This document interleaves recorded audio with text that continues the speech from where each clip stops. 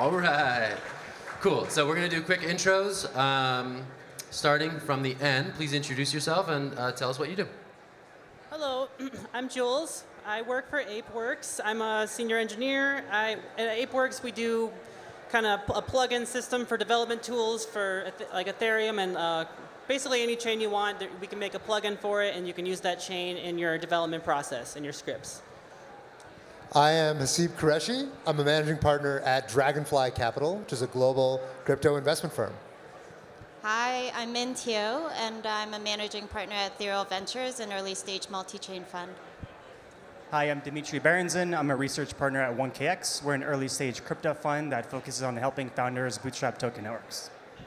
Okay, so is there anyone investing in the space now who is not multi-chain? Is anyone here not multi-chain? I know you're multi-chain. You rep Ethereal, but We're all multi-chain. We're all multi-chain now. We're all multi-chain now. Is there anyone else in the space who is not multi-chain, to your knowledge? Well, there's a lot of ecosystem funds that have to be single chain, but at this point, almost everyone who is not getting their bills paid by another layer one is basically multi-chain. Okay, got it. So Hasib, I'm sticking with you. What is the vision for a multi-chain future? What is the opportunity from an investment perspective, and why is everyone into this multi-chain thing? So I think the reality is that at this point, there was a while, 2 to 3 years ago, where it was a real question whether or not there was going to be one chain to rule them all. And at this point, the debate is over. It's very, very clear now to everybody, even the Ethereum maximalists, that we're going to live in a multi-chain world. And the right mental model for these chains, I recently wrote a piece about this that I think has resonated with a lot of folks. The right mental model for these chains is not as networks, and there's going to be one network with a giant network effect that's going to own everything, but rather the right way to think about these blockchains is that they're each like cities. And because blockchains are constrained, you can't have one city that basically is arbitrarily or infinitely big. Ethereum, even in Ethereum 2.0, cannot be all things to all men. You have to have different kinds of chains that serve different kinds of needs and different kinds of applications. And that's why we have very clearly now a world where you have Ethereum, you have Solana, you have Avalanche, you have Polygon, and all of these hit different points on the trade-off curve, which is why you see different communities, different cultures, different kinds of applications coagulating on these different chains. And I think it's fairly clear now that's not going to go away. Even with the advent of Ethereum 2.0, the multi-chain world is just the reality, and we're all living in it now. All right, Min, so you have roots at Consensus, big-time Ethereum backer. Ethereal Ventures is its own thing. You guys have supported a lot of, well, not a lot of, but some multi-chain investments over the course of the fund's duration. Talk to me about that transition. When did you have that aha moment that it can't just be Ethereum bets at this point? Well, I think, throughout our time at Consensus, we had the privilege of talking to a lot of other L1s and see them build their own developer ecosystems, and see how they would fit to Ethereum. I think it's really just a natural evolution. Ultimately, it's a matter of developer preferences. And for us, very much like what Hasib said, it's different chains for different purposes. My mental model for it is I come from the payment space. And you always think about it like share of wallet, right? It's not because you have credit cards that people completely eradicate cash. It's just not possible. So while we think there's a lot of stickiness on Ethereum, that we also think a lot of teams will go cross-chain for the reason of just tapping into different liquidity pools, different sets of users, trying to get different functionalities into their protocols. And as part of that, I think we also have have to have very stable foundations in other L1s. So in addition to multi-chain, I think cross-chain is also something that's very prevalent today. Got it. Jules, from a developer perspective, what is resonating in terms of multi-chain? Are we seeing multi-chain developers? Are we seeing EVM developers who can go across multiple chains because of that? What's working in the dev space for the multi-chain conversation? Well, EVM still seems to dominate a lot of it, but we don't always want to limit it to just that. And I think what we're going to start seeing is more tools that, from a user perspective, can interact with multiple chains, and it's going to be like your MetaMask, and you can be able to connect it to a different chain or something like that, rather than having n number of MetaMasks. Okay, got it. All right, so Algorand actually just has made some news to move toward EVM compatibility, which I think is super interesting. Do you see that space is where the action is? What's behind that move? I'm asking you. from Algorand. Oh wait, sorry, you're at 1KX. My bad. My bad. Yeah. But I think in general, what we've seen is that there's demand for EVM block space. I think that was the reason why we went with Polygon. Like there just wasn't a good enough solution, and so developers needed to go somewhere. It was available, and so you had this path dependency where you started to have these ecosystems pop up, and then it became a go-to-market for applications to potentially launch on cheaper EVMs first, and then go to ETH L1. And so I think that developer pool is still really talented, and they have a much better sense of what kinds of applications work well. And I think other ecosystems are trying to capture that, and I think it's table stakes for a lot of these. I think for other chains, I think Rust has also been surprisingly adopted. But I think the mind share of the folks that could build crypto applications is still quite strong. Got it. Haseeb, you guys are in a lot of different networks, right? You're in Cosmos, you're in Near, you're in Avalanche. You guys are all over the place. I kind of want to go back to that sort of cultural question, right? That cultural distinction between these networks. These are communities that are distinct and maybe should be distinct, as Vitalik argued in that cross-chain versus multi-chain post. Can you just give us like a quick thumbnail perspective of these different communities? And like, no one tweet angry things at Haseeb if he says something that you don't like, but I would love someone to guide us through what these communities are like at this point in time. Well, so the first thing to say is that while I can try to give a snapshot, the reality is that all of these communities have become enormous to the point where it's like describing what's the personality of Paris. Well, Paris has like, millions of people in it, so there are all sorts of subcultures within each of these chains now. But if I had to describe, and maybe folks might have a different perspective, but I would say Ethereum is a giant tentpole, so it's kind of too difficult to describe Ethereum at this point. I'd say if you sort of go down by market cap, I would say that Solana is mostly people who basically think that Ethereum messed everything up, and that we should start over from scratch with super high performance. And super cheap, super high performance. That's what Solana is all about. And all this decentralization nonsense, quit whining, we're decentralized enough.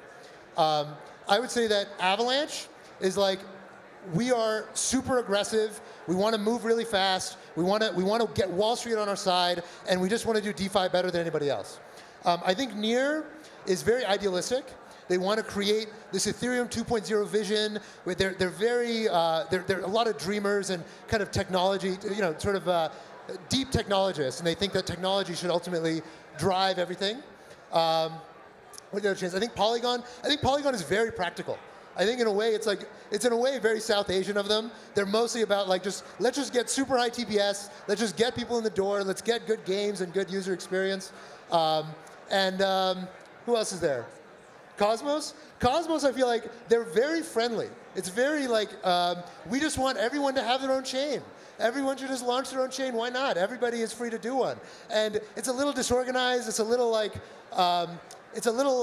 more bizarre than Cathedral compared to most of the other chains, but it kind of works for them. So that'd be my description of most of these other ones. I don't know if you guys want to do the other ones. I think that makes sense. I would just add that we've been talking about smart contract platforms. There's like application-specific blockchains like Arweave that just focuses on like doing one thing.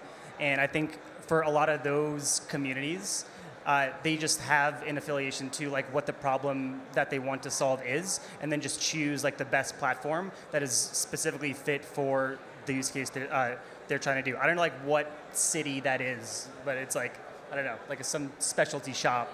Yeah. Wait, you guys did Polkadot, right? We did Arweave. Oh, you did Arweave. You didn't do Polkadot. Okay, how would you describe Polkadot?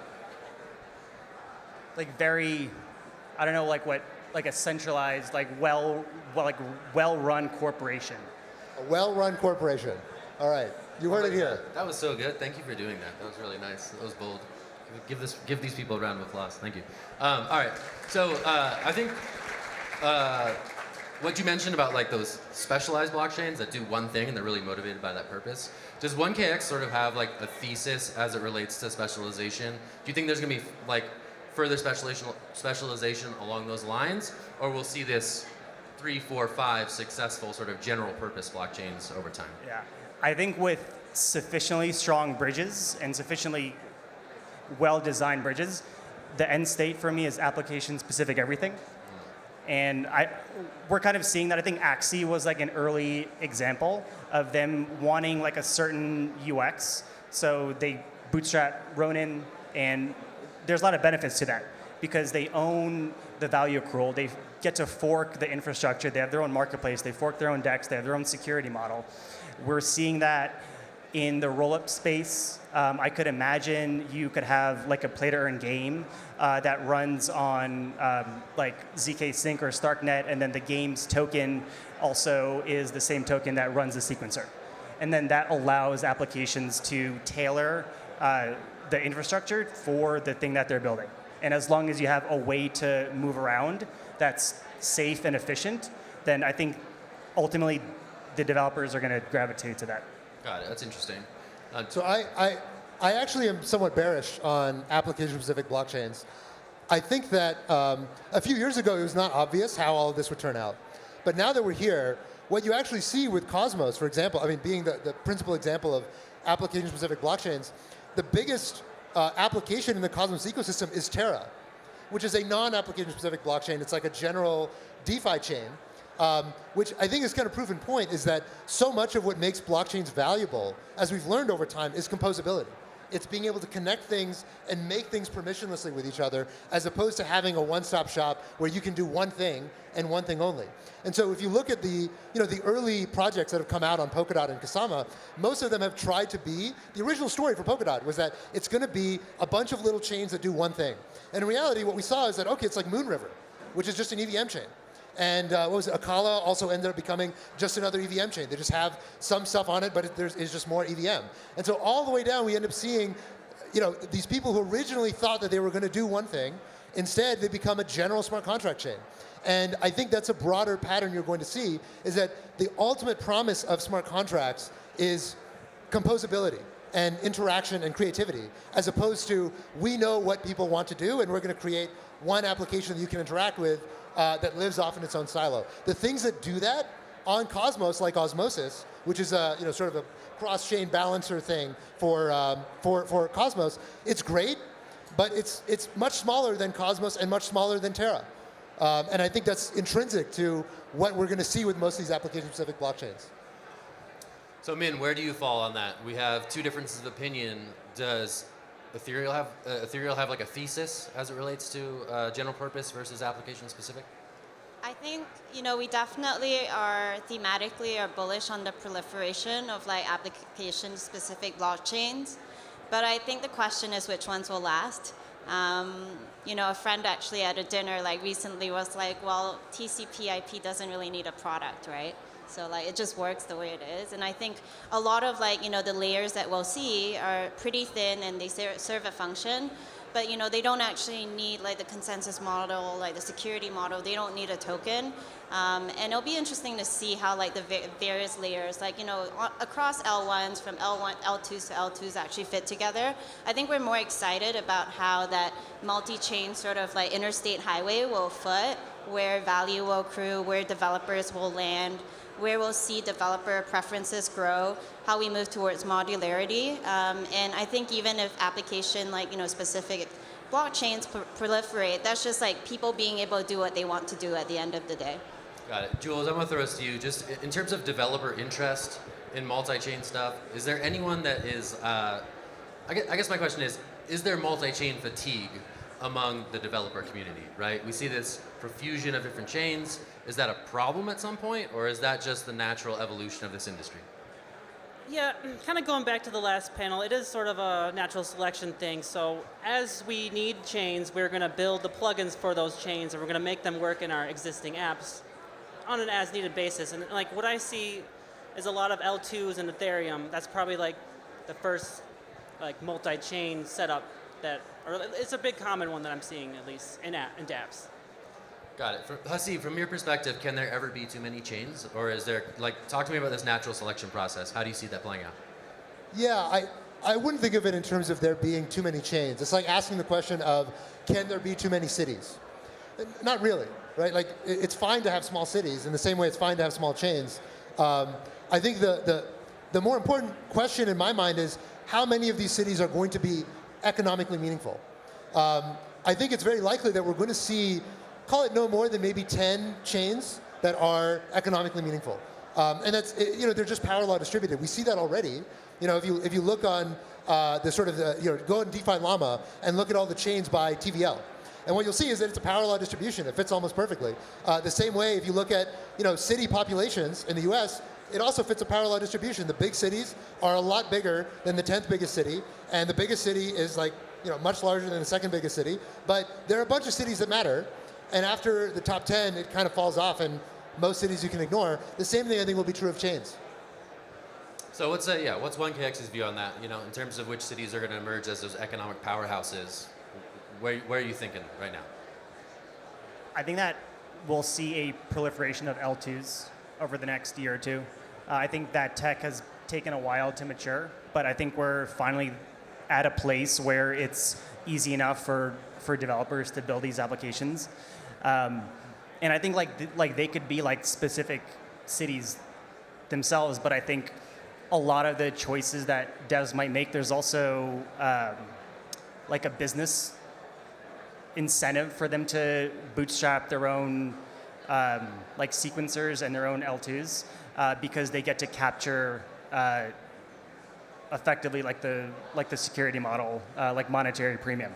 So I want to believe that it would be like focused on one chain, and I think it still could be. Most rollups are on ETH, but I think like we will see these smaller cities in a lot of like these larger countries. So I think the countries are still going to see a power law distribution, but I think we're still going to see a ton of like little cities within there. I like this city metaphor. This is very nice. I mean, I think these blockchains are like, they're like the housing development that isn't built yet, There's the roads and the pipes, but the houses aren't there.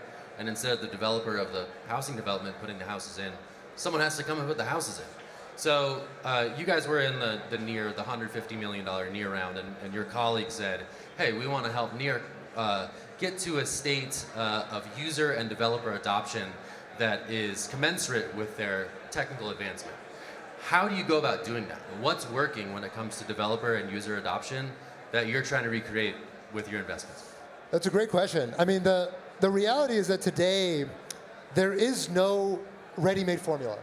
Like what worked for the last chain won't necessarily work for your chain because there's always, there's strategy exhaustion, right? So like if you think about how Solana became really successful, a lot of Solana's success came from this relationship with FTX and kind of building this marketing engine around the story that Solana's super fast, Solana's super cheap, this is the future of blockchains.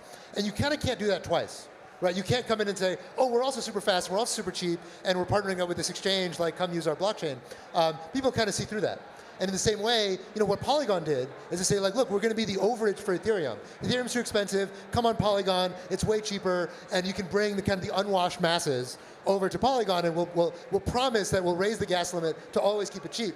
That you can't double that social contract and do it again. And so I think for NEAR, a lot of their story has to be in finding something they do that's unique relative to other players. And for them, I think in particular, it's around the story about sharding and vertical scalability, right? So if you look at Solana today, one of the struggles for Solana, despite their story about being really cheap and being really high throughput, is that they keep failing. They keep falling over during periods of really high congestion. Because, look, at the end of the day, it's a single shard blockchain. And a single shard blockchain, when there's enough demand, it just falls over. That's the way that every software in the world works. And so NEAR's story is that, look, we're sharded. And what sharding in principle does is it allows you arbitrary levels of scalability. So, every significant software system in the world, whether it's Google or Facebook or anything, in order to scale, it has to scale horizontally, not vertically, meaning that you add more machines, you don't try to get a bigger and bigger machine, which is basically the Solana approach. And so their story is that, look, as the demand for blockchains goes up, which we're already hitting, right? Like, I mean, look at ETH Denver. We've got 10,000 people here. Like, last time we had ETH Denver, it was like, 1,500 or something. When blockchains start hitting those bounds of scalability, the only long-term way to grow them is out, not up. And that's the NEAR story. And so if that story resonates with developers who are like, shit, Solana keeps falling over, that's the thing that's going to get them to go to NEAR. But an abstract promise of like, hey, we're in principle better, is probably not going to be what gets people over the line. Got That it. and developer experience. Developer experience. Okay. Min, I want to put the same question to you. You know, I think like a lot of projects in the room are used to, are increasingly becoming expecting of their investors to provide those services that really take them to the next level. How are you going about, again, bringing value to your investments when it comes to this multi-chain world with CR something?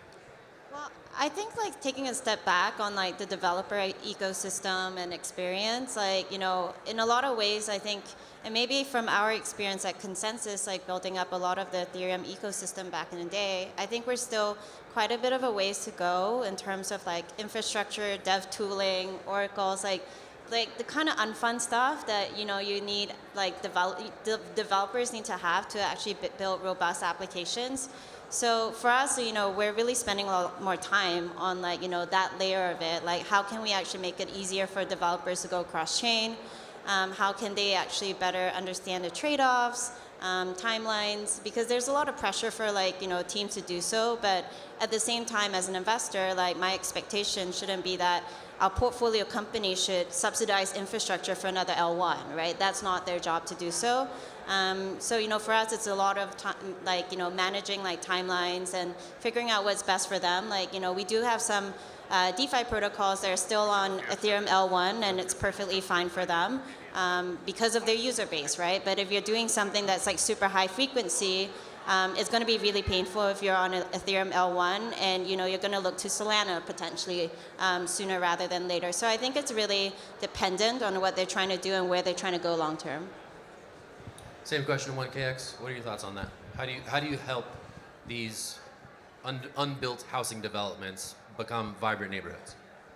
I think one is supporting the roads that get there. We're very active in investing in cross-chain infrastructure, and I think there's strategies around how those cross-chain pieces prioritize like where they're building the roads to. And then we also believe that communities are ultimately the things that make successful blockchains and successful applications. So a lot of our help is at the application layer, and we focus on how do you build community, how do you run a DAO, what infrastructure and tooling should you build, how do you scale that DAO from 10 to 100 people, and that then becomes your distributed sales team.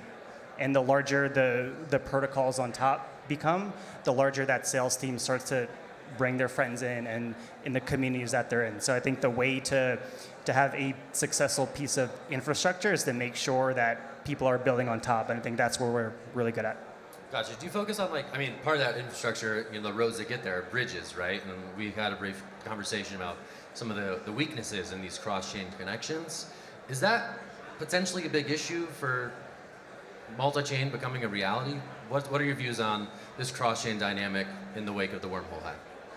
There's a lot of trade-offs. I think there's no one bridge that could do it all, and there's trade-offs around what can you actually do. Like, can you just swap assets, or can you do general messages passing? There's like the routes that you're trying to go to. Are you just focusing on EVM, or are you doing non-EVM? What is the economic throughput? Like, how much volume of assets can you actually get through? And I think that there's a whole spectrum of designs in between that.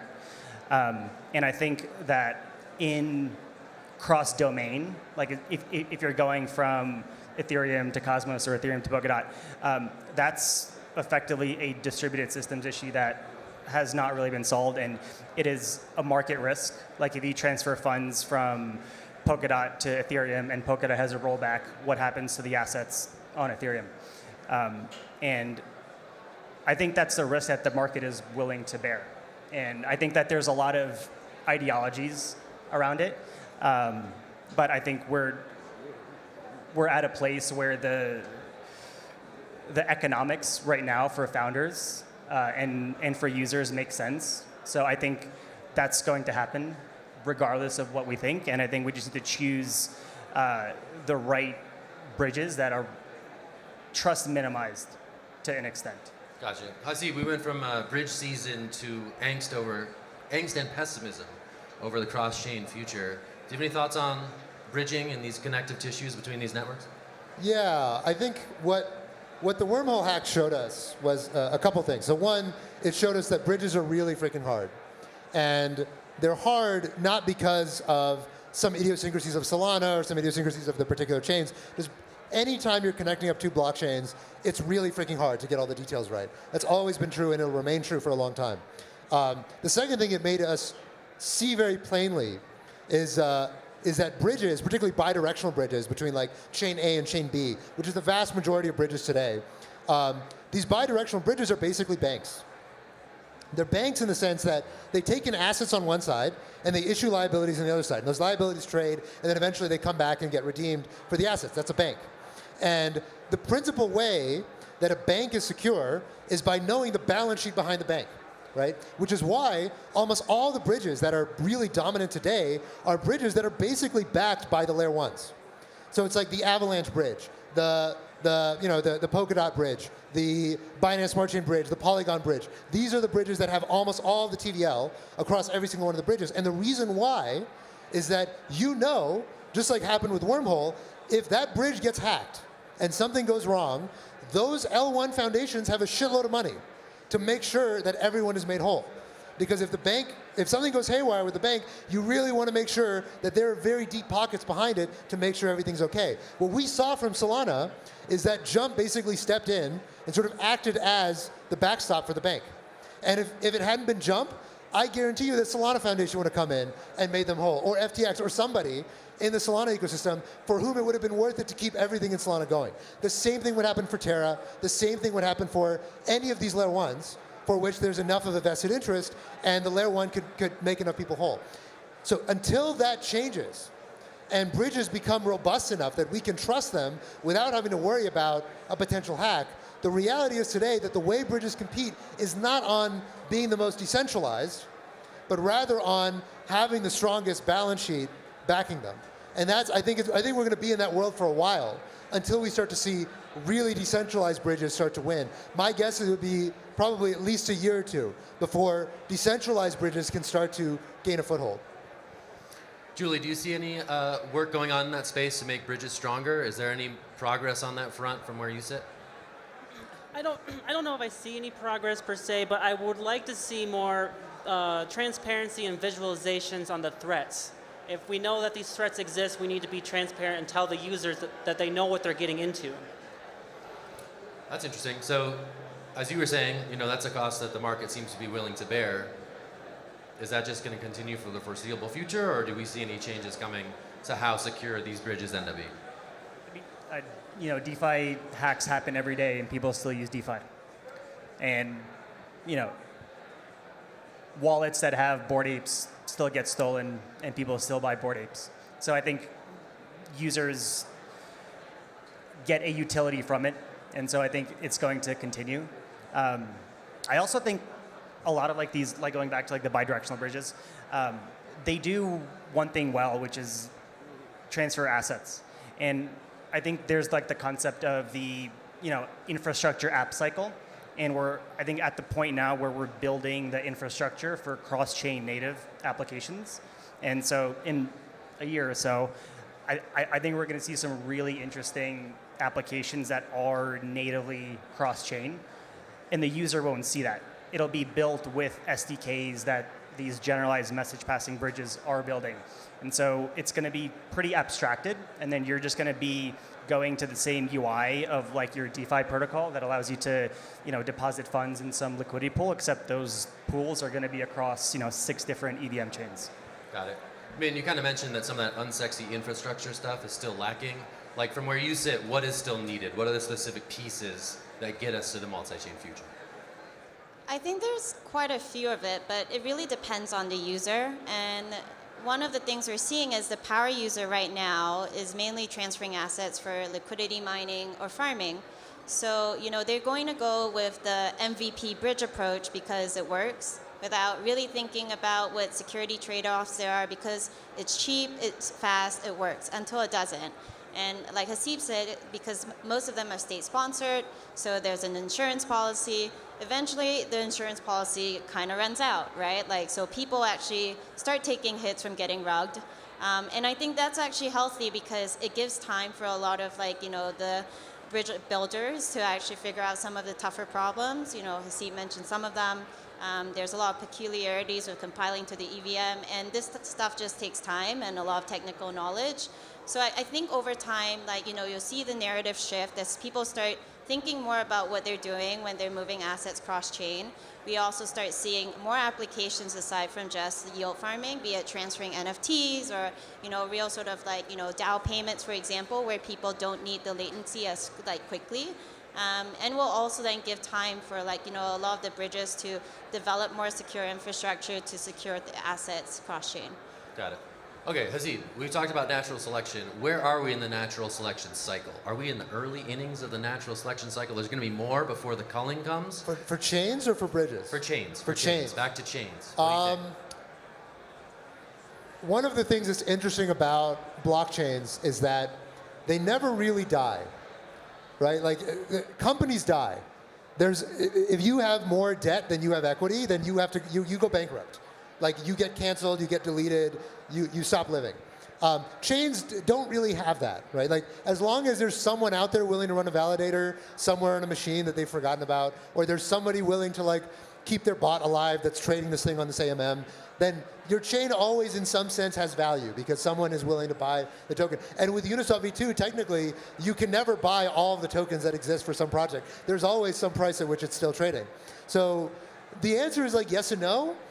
You sort of die in some sense in that there's no more creative energy directed at your project anymore. But there's no sort of second death for most projects. They just sort of linger kind of forever, right? There's a lot of stuff from 2016 that's still trading on page 6 of CoinMarketCap. We just, we don't talk about it anymore. We don't tweet about it anymore. But they're still out there, slowly being traded, occasionally pumped and dumped. And that I think that's sort of the graveyard of half-alive zombie projects. That's as best as we can say for projects in crypto. Got it. We've got a few minutes left, so if there's any audience questions, feel free to step up to the mic and ask some of the panel. In lieu of that, I'm going to keep going for a few more minutes before we wrap this thing up. All right, multi-chain future. We have this conversation next year. What's going to be different about the conversation? We talked about some of these natively cross-chain apps that we think are coming down the line. What looks different at ETH Denver 2023 when we give a nod to the other chains that exist beyond Ethereum? I will start with Min. Well, my hope is that we'll be talking about sort of cross-chain applications, cross-chain lending a lot more, just native to actual bridges, and also cross-chain privacy because that's something that's still probably a long ways away, and we're excited to see that because as a team we're very bullish on privacy as a theme.